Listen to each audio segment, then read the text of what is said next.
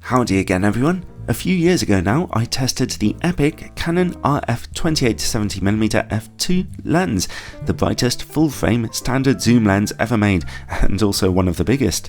That was back in the days of the original Canon EOS R, with its 30-megapixel full-frame sensor, and it performed fabulously well on it. I was bowled over by its sharpness actually. Since then, I have upgraded to an EOS R5 with its 45-megapixel full-frame sensor, and I'm also testing on an EOS R7 with its 32.5-megapixel APS-C sized sensor. I was borrowing the lens for another video, and I thought to myself, why not? Let's see what it can do on Canon's most badass cameras.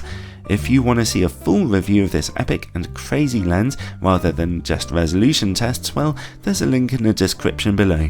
Okay, let's start on a Canon EOS R5. In-camera corrections are turned on for this lens. At 28mm and in the middle of your image, the lens remains fabulously sharp with great contrast. Corner image quality is a little dark and just a touch softer, but still seriously impressive here. Stop down to f2.8 or f4 for more brightness in those corners, but not really any more sharpness. The lens stays this sharp down to about f11, where a little softness from diffraction creeps in, and f16 is even softer. Let's zoom in halfway to 45mm now. At f2, we still see excellent image quality in the middle, albeit with just a touch of purple fringing, which I can tell you goes away at f2.8. Staying at f2 though, the corner image quality is now noticeably softer, but still fairly good overall. Stop down to f2.8 for more brightness and sharpness in those corners overall, but that is as sharp as they get. Again, they stay this sharp down to f11. Let's zoom all the way into 70mm now. Finally, we reach a weak spot. At f2, image quality in the middle is looking a little softer with slightly hazy contrast. Corner image quality is even worse, although we can at least still see a basic image here. Stop down to f2.8 for a little more brightness and sharpness in those corners, but back in the middle, picture quality looks excellent now. Stop down to f4 for even a touch more contrast in the middle, and the corners improve just a little here too.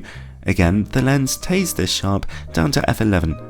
Overall then, for a record-breaking standard zoom lens on a full-frame camera, this is still generally fabulous image quality, although the 45-megapixel sensor of my R5 does reveal a little softness at f2 at 70mm, which is a bit of a shame. That will impact your portrait photography a little if you want absolute razor sharpness. Alright, those are the results on full frame. What about on my R7 though, with its 32.5-megapixel APS-C sensor? At 28mm and f2, sharpness and contrast in the middle are good, but not great. Corner image quality is noticeably soft. Stop down to f2.8 and there's no real improvement in the corners, but the middle sees noticeably more sharpness and contrast now.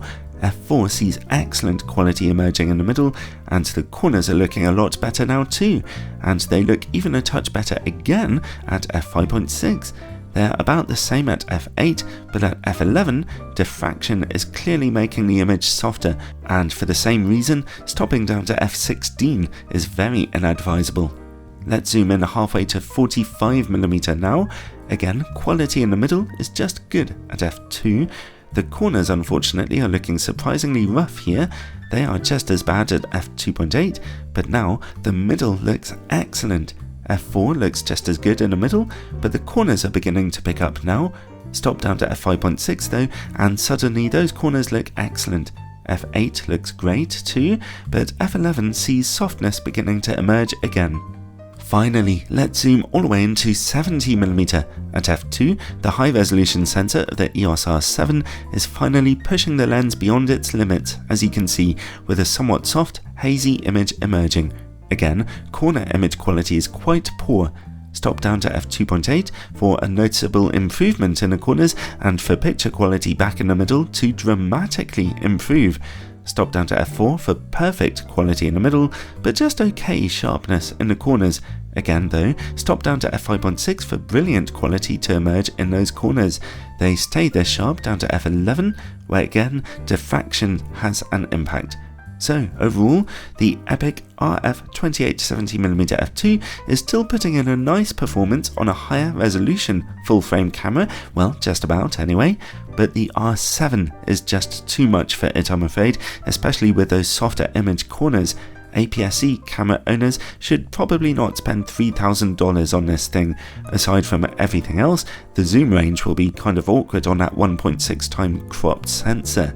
Let's hope Canon soon release a fast standard zoom lens for their APS-C RF mount cameras. That would be wonderful to see. Take care, everyone.